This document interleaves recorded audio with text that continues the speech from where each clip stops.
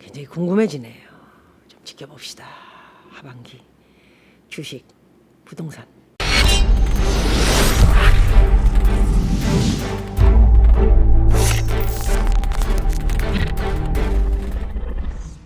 박미TV의 박미입니다. 마이크를 조금 세워서 가깝게 입을 더 대고 정확한 소리와 정확한 발음, 정확한 말을 전달해보자 해서 조금 이 마이크 끼우는 대를 조금 올려봤습니다. 그러다 보니까 여러분들 보시기에 좀 불편하시겠지만 중요한 것은 소리가 얼마나 잘 여러분에게 전달이 되나, 그런 것이 중요하다 생각합니다. 얼마 전에 그 KBS 프로그램을 보니까 다큐 인사이드인가의 시청률이 대한민국 방송국들이 다 지금 안 좋습니다. 잘난 척하고 오만불선한 게 엊그제인데 KBS, MBC, SBS 저는 뭐 통 나가지 못하는 세 프로 안 불러줍니다. 뭐 저야 뭐 당연히 블랙리스트겠죠. 이 세 방송국이 다 적자라는 건 이제 결국 나라에 그 저같이 세금을 내는 사람들의 돈을 뜯어다 이제 월급도 가져가고 방송 프로도 만들고 방송국이 다 이렇게 됐습니다. 종편이라는 것이 생겨서 이제 뜯어먹기를 하다 보니까 광고가 그런 일이 벌어진 건데, 사실 종편이 생긴 거는 잘했다 생각이 들기도 합니다. 정말 거만하고 째기 없던 방송국에 뭐 뒷얘기 너무 많지만 거기까지 하겠습니다. 정신을 좀 바짝 차리지 않았나 하는 생각이 듭니다. 그래서 그 KBS에서 났던 그 프로그램 PD가 뭐 시청률이 안 나오니까 유튜브들이 하는 조회수, 그다음에 구독수 이런 것들을 이야기하면서 자기네들이 프로그램 만드는 과정을 보여주고, 그리고 구독수가 올라가는 과정에 구독수만이 수익을 챙기거나 뭐 그것이 구독수 때문에 회사가 잘 되는 것은 아니다. 조회수가 또 많아야 된다. 그렇지도 않고 이것도 아니고 저것도 아니고, 그게 굉장히 돈을 보고 뭐든지 하면 스트레스도 많이 쌓이고 뭐 인건비 주고, 저 같은 경우에는 제 사무실이라 이게 뭐 관리비만 나가지만 여기 세 주면은 몇백만 원씩 나옵니다. 그런 거 다 잊어버리고 봉사한다는 생각으로 뭐든지, 그렇게 살 수는 없겠지만 저는 그렇습니다. 그냥 재미로 하고는 있는데 저도 요즘 굉장히 스트레스를 많이 받고 있습니다. 어쨌든 KBS가 그런 모습을 보여주면서 결과적인 거는 이제 마지막 편은 아닌데 다른 편에서 보니까 가짜 뉴스다 이러면서 또 우파 좌파를 잘라가지고 결국 거짓말들을 하는 가짜 뉴스를 퍼지게 하고 있는 양상이 바로 유튜브다. 이 얘기를 하려고 그런 프로그램을 만든 그런 과정을 보여줬던 건지 참 어찌 보면 참 재밌게 봤는데, 마지막 편에 뭔가 또 다른 이야기를 하는 모습을 보면서 KBS의 이중성을 보게 됐습니다. 옳은 말만 합시다. 옳은 말만. 무슨 가짜 뉴스를 퍼뜨립니까? 저는 전혀 그런 거 없고요. 그러고 싶은 생각도 없고, 그렇게 한들 누가 알아줍니까? 누가 알아줘요? 아무도 알아주는 사람도 없습니다. 역사적으로 나라를 위한 마음과 지금까지 흘러왔던 대한민국의 역사, 이것이 자유민주주의로 그대로 가기를 바라는 것. 한 업체, 소위 말하는 제가 업체라는 건 어딘지 여러분 아시죠? 그 업체만 끌고 가는 나라는 아니기 때문에, 또 그렇게 가면은 결국 러시아, 중국 뭐 되게 많지 않습니까? 사기꾼 나라들이 뭐 그렇게 될까 봐 걱정이 돼서 그냥 오직 잘 됩시다 이런 얘기를 했던 것입니다. 자, 오늘은 그 D의 공포가 온다. 이거 기사가 되게 재미있더라고요. 그래서 제가 좀 한번 읽어보도록 하겠습니다. 저성장, 저물가 수렁에 빠졌다. 이렇게 볼 수가 있겠죠. 돈을 그렇게 많이 퍼줬는데도 저물가, 저성장. 이 정권에서는 또 돈을 퍼줬더니 사람들이 돈을 그냥 막 쓰면서 지금 막 뭐 흥분이 돼가지고 그냥 물가가 그냥 뭐 지금 뭐 그냥 다시 뭐 이렇게 레벨이 올라가기 시작했고 뭐 참네. 사람들 아무도 없던데요. 네, 제 동생이 저는 다 줬습니다. 저는 절대 안 씁니다. 그러나 문정권에서 주는 거 다 받아야죠. 왜 안 받습니까? 받아서 도네이션 해야죠. 그럼요. 그랬는데 돈 안 씁니다. 끝까지 저금을 하는 건가? 그 정도로 굉장히 사람들이 위축돼 있고 사업도 개인 자영업들은 다 망해 나가 자빠지고 있고요. 기업들도 부채가 굉장히 많아지고 사업도 안 되고 직원들을 잘라야 되는데 눈치 보면서 지금 어떻게 해야 되나. 아우 잘못했다가 문정권이 또 세금 또 조사하면 아우 차라리 그냥 안 자르고 조용히 있는 게 낫다 하면서 올 겨울을 이 올 겨울이면 이제 1년 남지 않습니까? 그리고 이제 대선과도의 후보들이 나오기 시작하면은 거의 끝났다 볼 수 있죠. 휴, 많이 힘이 드네요. 그때까지도. 어쨌든 가계 기업들이 79조의 부채 다 떼인 돈이죠. 예, 안 갚아도 그만인 게 기업 돈, 자영업 돈 아닙니까? 그냥 망했다 그러고 그냥 뭐 손 털면 파산이죠. 끝입니다. 그냥 끝. 저는 그렇게 빌린 돈이 하나도 없고 그렇게 줄 은행도 없어요. 수입도 없기 때문에 부동산을 제펴서 대출을 받아서 쓰지요. 그렇듯이 이 가계부채나 자영업 뭐 기업 부채 이런 것들은 굉장히 틀리다라는 것을 여러분 구분하셔야 되고요. 연말까지 가면 자영업 기업 부채 발성이 79조의 부채에서 100조가 넘는 것으로 이렇게 나오고 있습니다. 외곽 지역의 부동산 대출 같은 경우에 외곽에 있는 아파트들을 우리가 몰라서 그랬지 슬슬 은행들이 지금 바람 잡고 있습니다. 돈들 슬슬 가지고 우리한테는 못 줘서 한달인데 무슨 외곽 같은 데는 왜 부동산이 폭락했을 때 5억인 줄 알고 대출을 거기에 맞춰서 줬는데 갑자기 4억으로 떨어져. 아이고 이거 망했다. 아니야. 빨리 그런 일이 벌어지기 전에 대중은 모르니까 빨리 돈부터 걷자 해서 돈 슬슬 좀 가져오세요. 대출 조금 갚으세요 이러면서 대출 비중을 줄이려고 그러는 그런 모습을 볼 수 있습니다. 외곽 지역의 부동산 대출 은행들은 대출을 준 은행들은 지금 대출을 줄이라고 계속해서 압력을 넣고 있다. 이런 소식을 듣고 있습니다. 자, 지금 돌아가는 또 경제는 초상류층들은 지금 수천억을 확 갖다 그냥 시장에 뿌려가지고 지금 도박을 하고 있습니다. 이 도박, 투기 세력들 잠깐 들어갔다가 개미들 끌어모은 다음에 돈을 싹 뽑아가지고 나가자 해외로 이런 지금 도박성의 투기 자금들이 수천억이 깔려가지고 주식, 부동산 할 것 없이 지금 돌아가고 있다라는 얘기를 듣고 있습니다. 조심하셔야 될 것 같습니다. 마이너스 물가 잇따르고 연간 소비자 물가 상승률이 0.3%. 와, 이거 수출 가지고 먹고 사는 우리나라로서는 정말 큰일이 벌어지는 거 아닌가. 계속해서 박미 TV에서 말씀드린 대로 걱정스러운 일들이 이어지고 있습니다. 디플레이션 공포가 커져서 근원 물가 상승률도 둔화되고 있다. 자, 잘 들어보십시오, 여러분. 국가 유가가 급락, 기름이 급락하지 않았습니까? 값이. 그리고 코로나로 인한 영향으로 소비자 물가 상승률이 역대 최저치를 찍었죠. 오랜 기간 이어진 저성장 저물가 추세로 디플레이션 그림자도 짙어지고 있다는 우려가 제기되고 있다. 제기된 게 아니고 시작됐다고 볼 수 있습니다.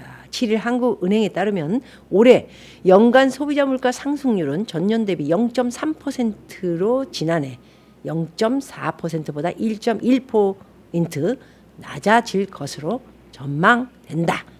코로나 여파로 국제 유가가 급락했고요. 경기가 둔화되면서 물가 상승을 하락에 영향을 주고 있다. 정반대 이야기들을 남의 나라에서는 하고 있는데 우리나라에서는 물가가 지금 뭐 안정되게 가고 있고 돈을 푸니까 그냥 돈들을 쓰면서 그냥 이게 경기가 회복이 되면서 대한민국이 지금 뭐 너무너무 잘 나간다. 어떤 분을 한번 뵀더니 오늘은 이런 얘기를 하대요. 어떤 예언자가 죄송합니다. 예언자가 대한민국이 세계의 지배가 누구한테 지배받나요? 우리나라가. 말이 조금 핀트가 안 맞는 얘기를 하셔가지고 내가 이거 무슨 얘기 하시려고 했는데 세계를 뭐 이렇게 지배를 뭐 미국이나 뭐 이런 미국 사람들한테 이렇게 명령을 받으면서 산다 그 얘기를 하는 거겠죠. 중국이나 그렇게 지배를 받으면서도 대한민국이 전 세계에서 가장 잘 사는 나라가 될 것이다. 이게 무슨 망언입니까? 누가 얘기했습니까? 그랬더니 갑자기 말씀을 줄이시더니 어떤 분이 그랬다. 교회에 뭐 나가시는 분이 그래요. 이런 뉴스야말로 진짜 잘못 알아듣고 계시거나 누군가가 잘못 퍼뜨리면서 누구누구를 추종하는 분의 이야기를 전해 듣고 전달을 하는 것이 아니었나 하는 생각을 가져봅니다. 저는 깜짝 놀랐습니다. 그 얘기 듣고 본인도 얘기하고는 뭔 얘기를 한 건가 싶어가지고 나도 잘 모르겠다고 누가 그렇게 얘기했다고 그랬는데 이런 말이 어디서 나오는 건지 누가 얘기했으면 박미가 얘기했다라든가 뭐 누구 있지 않습니까? 얘기가 나와야 되는데 그게 없습니다. 책임이 없는 거죠. 자, 이제 지난해 줄고 0%에 머물렀던 소비자 물가가 상승률은 올해 1월에는 1.5% 올라섰지만 2월에는 1.1%, 3월에는 1.0%, 4월에는 0.1%까지 떨어졌다. 지난달 마이너스 0.3%로 하락했다. 물가 상승률이 마이너스를 나타낸 건 지난해 9월, 작년 0.4%에 이어서 두 번째다.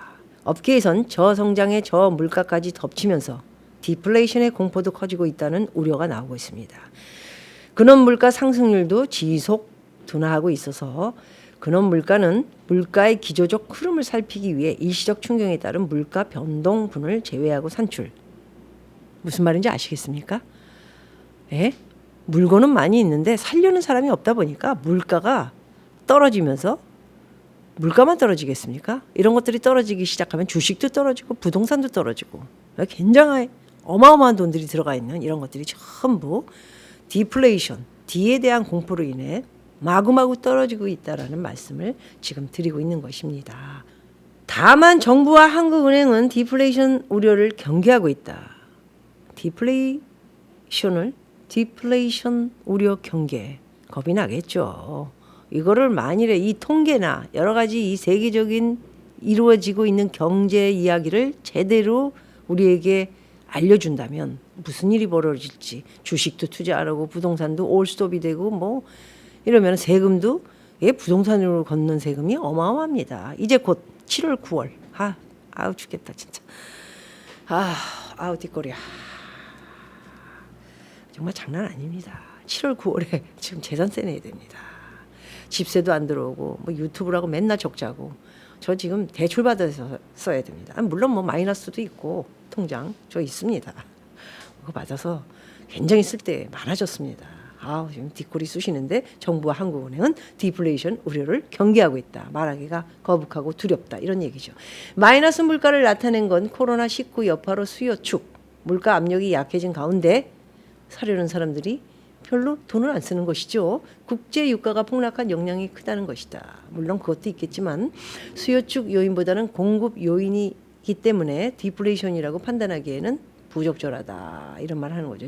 공급 요인. 물건을 이제 좀 많이 찍어내가지고 많이 가지고 있기 때문에 수요자와 공급이 맞지 않다. 무슨 개 엉망 같은 얘기를 하고 자빠져 있습니까? 이런 돌대가리들이 이렇게 뭔가 이게 공부를 왜 합니까? 공부한 사람들이 나라도 이끌고 뭐 검찰도 이끌고 그리고 사업하는 사람들은 이게 지금 보스들은 보면은 머리가 약하기 때문에 또 오른팔 왼팔들이 대가리가 좋습니다. 죄송합니다. 대가리가 그래서 머리가 이 헤드꾼들이 와가지고 다 회사를 살리고 뭐 돈을 벌게 해주고 하는 거는 다 보스는 관리 그건 되게 잘합니다. 저도 이 돈 관리는 마이너스 쓸망정 또 메꾸고 또 하고 뭐 또 부동산이 있으니까 또 집도 팔아서 또 필요할 때 메꾸고 이건 뭐 제가 하는 겁니다. 그게 바로 보스고 바로 부하 직원은 그런 것들을 통찰을 해서 보스에게 이렇게 갑시다 저렇게 갑시다 아이디어도 있고 또 그거를 관리해 줄 수 있는 이런 사람들이 필요한 건데 나라 전체를 보시면 여러분 다 알고 있죠. 박미TV 보시는 분들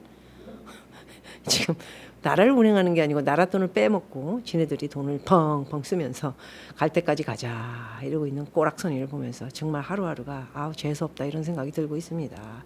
주요국과 달리 생필품 등 사재기가 없는 점도 물가 하락 요인도 있습니다. 사재기가 있으면 뭐 전쟁 납니까? 아니면 뭐 코로나 때문에 지금 무슨 비상사태가 벌어졌습니까? 청정지역이라며 대한민국이.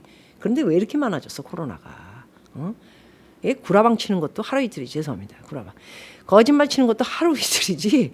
언제까지 칠 건지 나는 정말. 어디다가 저 꽁꼬로 공짜로 자꾸 진단 키트 이런 거 주지 말고 대한민국 전체한테 진단 키트 하나씩 보내서 진짜 확진자가 있는 사람이 있는지 없는지 그걸 조사하는 것이 더 정확하지 않을까. 왜? 가을 겨울에 어떤 일이 벌어질지 모르기 때문에 지금부터 준비를 해야 되는데 그러나 말거나 그냥 빨리 돈 퍼주고 다음 이제 대선 준비해야지 이겁니다. 제가 볼 때는 정말 희망이 없는 그런 모습들이 보이고 있습니다. 사회적 거리두기 등으로 영향으로 서비스 물가도 0.1% 상승으로 그쳤네요. 제가 봐도 어디 가봐도 지금 뭐 미용실을 가보죠. 오늘 좀 머리를 했습니다. 방송이 하나 그나마 또 종평에 있어가지고 정말 1년에 2번 하는 프로 중에 하나입니다. 그래서 머리를 했는데 사람이 없습니다. 바글바글하던 그 집에 2명 있습니다. 그 정도입니다. 5월 이후에도 물가 상승률은 저조한 흐름을 이어갈 것으로 관측되고 긴급 재난지원금 효과로 인해 6월 물가 상승률은 다소 개선될 수 있겠지만 이런 말을 왜 합니까? 돈을 퍼줬기 때문에 긴급 재난지원금 돈을 퍼줬기 때문에 물가 상승률 잠깐 반짝한 거에 대해서 개선할 수 있는 거예요.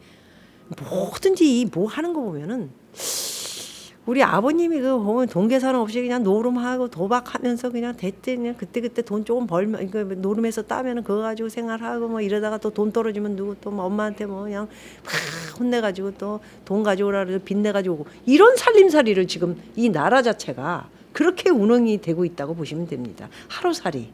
아니 조금 있으면 그만둘 거니까 그냥 뭐 퍼주고 뭐하고 퍼준 거 가지고 조금 돈 썼으니까 물가 상승됐어. 이렇게 통계를 지금 매긴다는 게 중국입니까?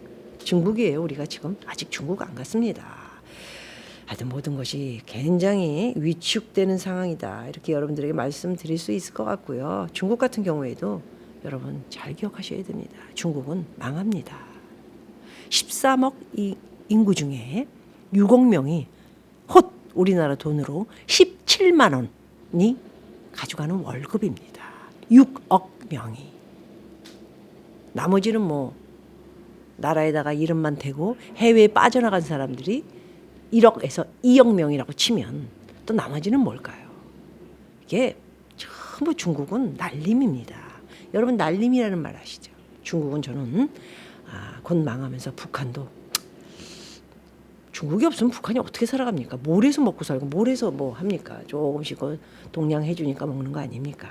그래서 제가 볼 때는 중국의 상류층은 이미 호주, 캐나다, 미국